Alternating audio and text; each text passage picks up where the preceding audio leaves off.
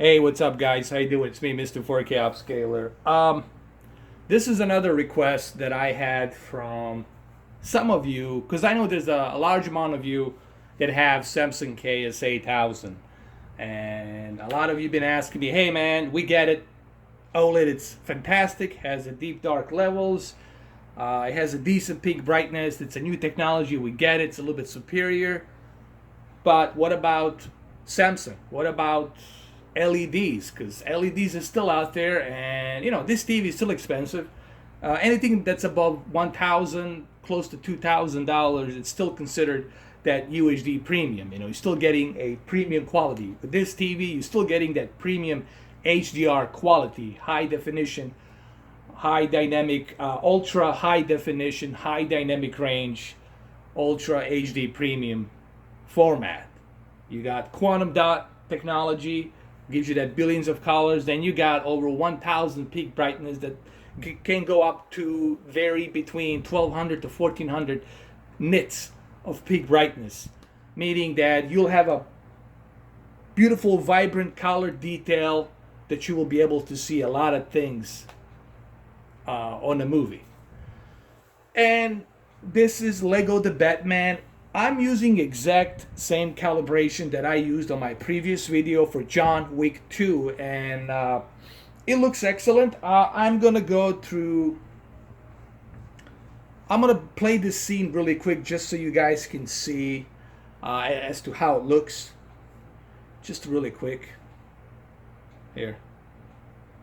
And it looks fantastic. The deep dark levels are really fantastic. Here I am in a very dark room. I'm like in a very dark room. So there's some bending light here. If I move to the left, you will see some little bit of bending light, but there's nothing I can do about that. There's no LED TV. Even Z9D, even with Z9D, you're gonna see a little bit of that bending light. But that's like small nuances. Obviously, on Z9D, you got perfect local dimming zones. There's plenty of local dimming zones. And if you don't know what the local dimming zones are, go look it up. Go into Google, because I don't have time to explain that here on this video. This TV has a decent local dimming. Not perfect, but decent local dimming, because it's edge lit. Okay, so there's gonna be some bending light showing up on the edges and from top to bottom, depending on from where you're watching it. Like if you're watching it from like eight and a half feet, then you're not gonna notice that much. Okay, but all in all, the whole point I'm trying to make is, guys, we need to understand one thing. There's no way that LED will be able to compete with the OLED in terms of deep dark levels. That's just not gonna happen. But one thing that LEDs have is that higher peak brightness that I don't know how LG and Sony are going to be able to outperform that, considering they might have to burn, then the life of the organic light diodes will die out because of the higher peak brightness. So that's the one thing that I think Dolby Vision will probably look the best on an LED that can produce 4,000 peak brightness nits, or maybe 8,000 peak brightness nits. That's where Dolby Vision probably will look the best and the clearest. Now, when we talk about peak brightness, it doesn't mean that it's so bright that you can't see anything. We're talking about the brightness that you can see a lot of detail. Like you can see the headlight, you can see the light, and inside the light you can see the whatever the configuration is on that light that's behind it. So you get to see a bright detail. That's when they talk about peak brightness. They're talking about not blinding peak brightness, but the peak brightness of detail. So you'll see everything bright. Like if you were like to walk to the beach and sun is shining and you see everything nice and bright and vivid and detailed. That's what they mean by that. Well, here's a great example of what I was able to achieve here. Honestly, in my opinion, if you guys can do something better out there, please do let me know. But I think this is the best that I can get in terms of good, not perfect, but good deep dark levels with that higher peak brightness nits on the Samsung KS-8000 edge-lit TV. I think this is the best that I can achieve. And I'm going to show it to you guys in a minute. I'll show you the same calibration that I use for John Wick 2. Because both of these movies are very colorful. There's a lot of LEDs in John Wick movie. Like they're in Rome, they're on that concert, they're in that Galleria with LED lights. So there's also a lot of LED and dark night scenes here with this movie. So it's perfectly matched calibration for the both of them. Let me show you a little bit more of the movie. Not too much, but just a little bit more. Just look at that brightness, that detail, and that color. Like right here, just look at that. This is something that obviously OLED TVs are lacking. The highest they can go is like 750 nits, which is pretty good.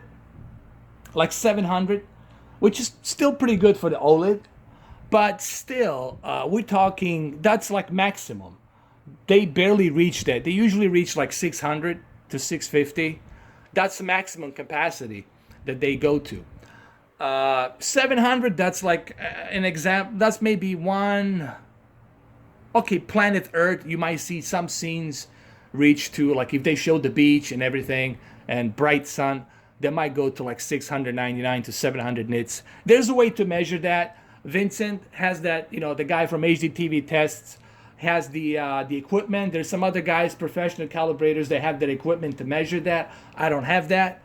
But still, LED, it's still the brightest peak brightness you'll get. That's something that I don't think organic light diodes will be able to achieve. Because if they go above 1000 peak brightness, then there's going to be a risk of those organic light diodes burning out.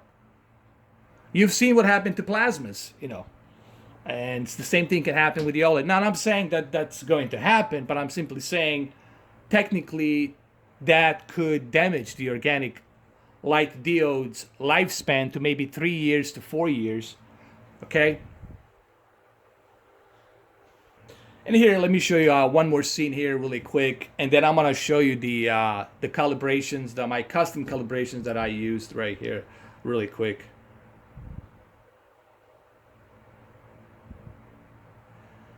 So, and just look right here. Just look how bright that is. Just look how bright that peak brightness is. So anyway, let me jump into my custom calibration really quick over here. All right, so we keep it right here, and then I'm going to show you. It's basically the same exact calibration that I used. Remember, backlit and contrast, it's always going to be maximum, people. Remember that. It always has to be at the maximum. No matter which HDR format, which is the HLG or a Technicolor, Advanced HDR, Dolby Vision, HDR10, they're all HDR formats, and they all need contrast and backlit to the maximum. They all feed off of that contrast ratio. Highest brights, deepest dark levels. So they're all breeding off of that. So it needs to be maximum. Brightness, you can keep it at 45 because you already have gamma at -3. Color, you can keep it at 55. Sharpness, you can keep it at 12. Smart LEDs, keep them at high. Color tone, keep it on standard, which is the balance. Temperature.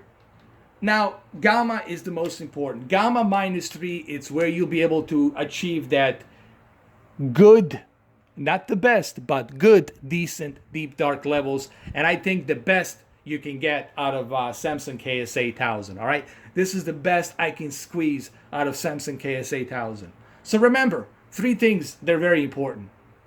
Turn off dynamic contrast. Turn off dynamic contrast off. Turn that sucker off.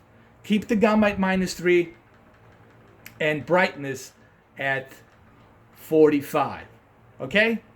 That's the trick. That's what you got to do. Now, backlit and contrast has to be at the maximum. All right, guys. So thank you for watching, and hopefully you enjoyed this video. Have a good one, though. Take care.